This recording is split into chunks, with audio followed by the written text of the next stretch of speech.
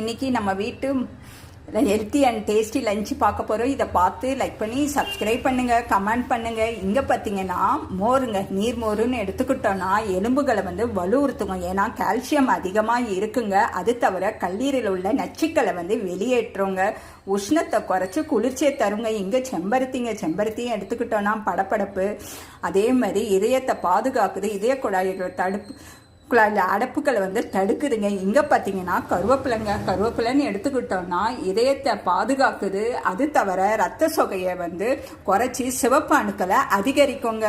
நோயாளிக்கு ரொம்ப சிறந்ததுங்க. கோவக்கான்னு எடுத்துக்கிட்டோம்னா அனிமியா வராமல் பாதுகாக்குது. தோலை நல்லபடியாக வச்சுக்கோங்க.